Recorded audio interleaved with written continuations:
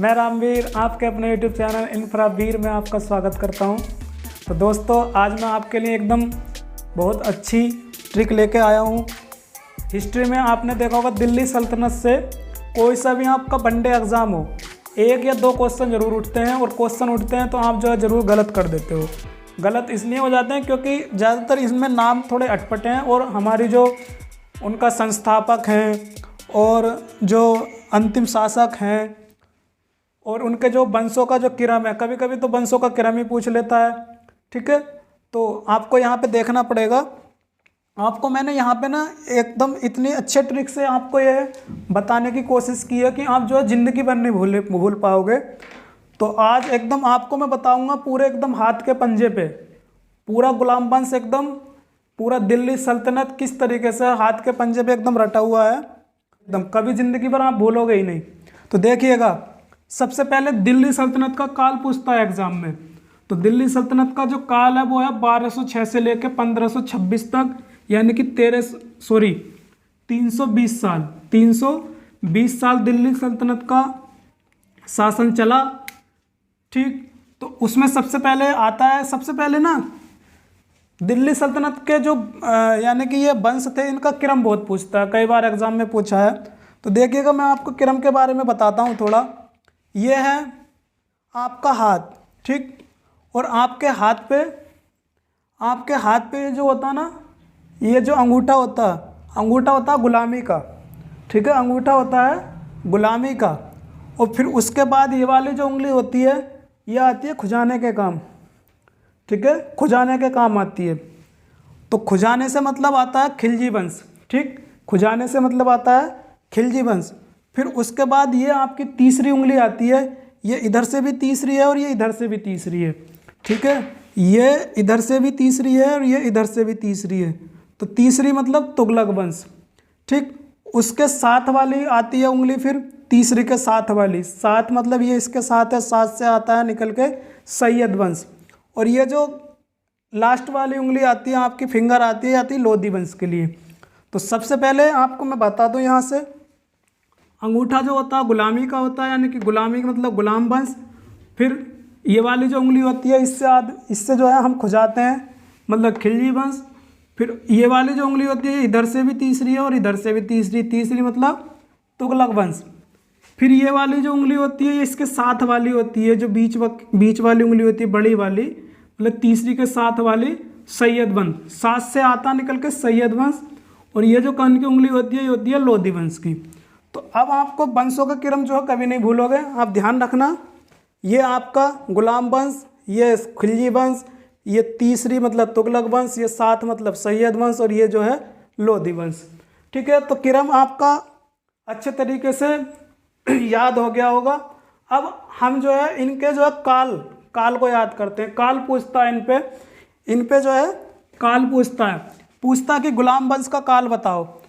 तो 1206 से लेकर 1290 पूछता है। खिलजी वंश का काल बताओ, तो 1290 से लेकर 1320 पूछता। तुगलक वंश का काल बताओ, तो 1320 से लेकर 1414 तक पूछता है। सैयद वंश का काल बताओ, तो 1414 से लेकर 1451 पूछता है। लोधी वंश का काल बताओ, तो 1451 से लेकर 1526। ये जो है, अब आप याद करोगे ना तो आपकी एकदम हवा टाइट हो जाएगी। सही है, तो आपको जो है याद ना करना पड़े, आपके लिए मैंने एक ट्रिक बना दी है इसमें। आप ये फ़ोन नंबर याद रखो, 84 30 94 37 75। 84 30 94 37 75। आपने देखिएगा बहुत सारे नंबर ऐसे याद कर रखे होंगे जो आप जिंदगी भर कभी नहीं भूल पाते हो। तो बस आप उसी तरीके से इसे याद कर लो, 2-3 बार याद हो जाएगा, फिर आप कभी नहीं भूलोगे। 84 30 94 37 75। तो सबसे पहले दिल्ली सल्तनत चालू होती है गुलाम वंश से। तो गुलाम वंश आया था आपका 1206 में। अब 1206 में आप 84 को ऐड करोगे तो कितना हो जाएगा, 1290। बस आ गया 1206 से 1290। फिर उसके बाद आता है खिलजी वंश। तो खिलजी वंश आएगा 30 साल जोड़ के, तो 1290 में 1320 जोड़ दो, मतलब 30 साल जोड़ोगे तो कितना हो जाएगा, 1320। फिर आता 94। फिर आप 1320 में 94 जोड़ोगे तो कितना आएगा, ये 1400 14 आ जाएगा। ठीक है, कितना आ जाएगा? 1414 आ जाएगा ये। फिर आप इसमें 37 जोड़ोगे तो कितना हो जाएगा? 51। 4 और 7 11 और 7 37 जोड़ना ना, 3 और 1 4 और 1 5 आ गया यहाँ पे, सही है। और यहाँ पे 37 यानी कि 1480 आ गया। तो 14 से लेकर 1451, फिर आप 51 में 75 जोड़ोगे तो ये 1451 से लेकर 1526 आ जाएगा लोधी वंश।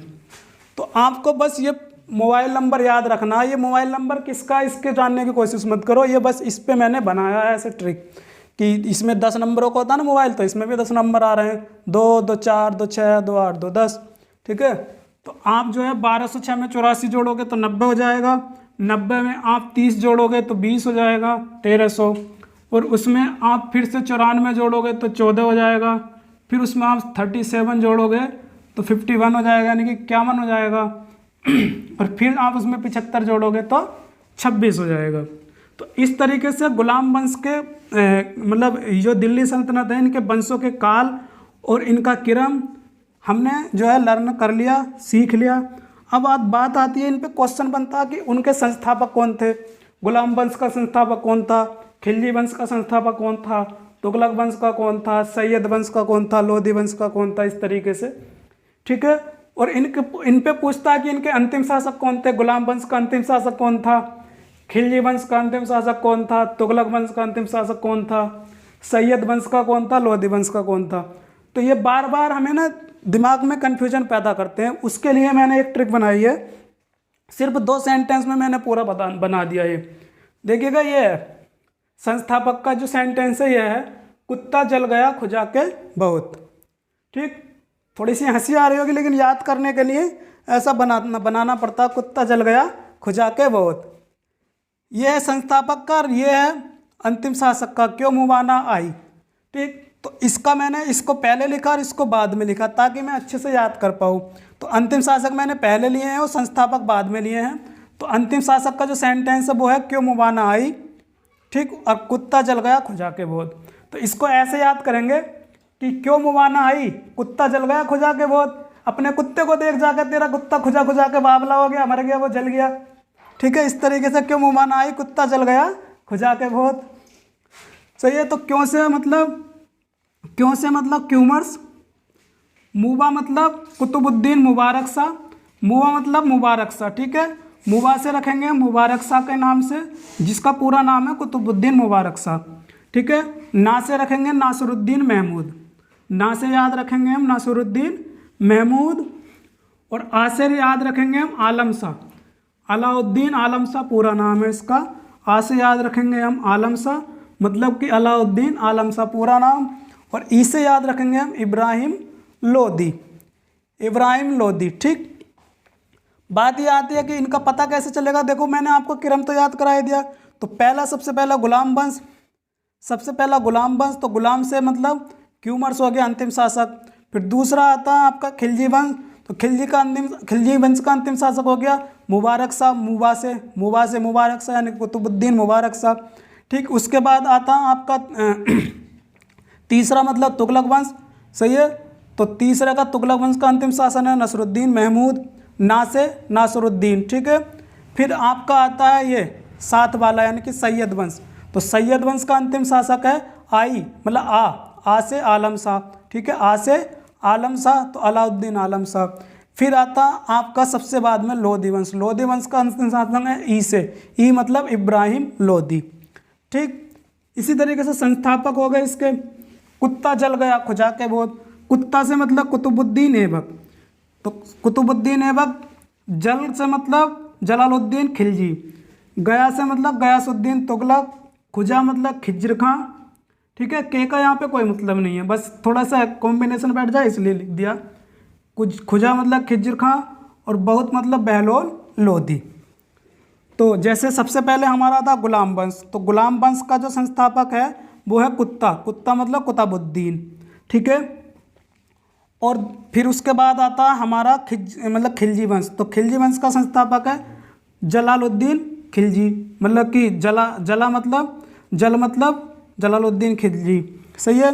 फिर उसके बाद आता है हमारा तुगलक वंश, तो तुगलक वंश का है जो संस्थापक है वो है गयासुद्दीन तुगलक। गया से आता निकल के गयासुद्दीन तुगलक। फिर आता हमारा जो है सैयद वंश। सैयद वंश से जो आता है खुजा के, यानी कि खुजा मतलब खिज्र खां। फिर आता हमारा लोधी वंश, और लोधी वंश का जो संस्थापक है बहुत से आता निकल के बहलोल लोधी।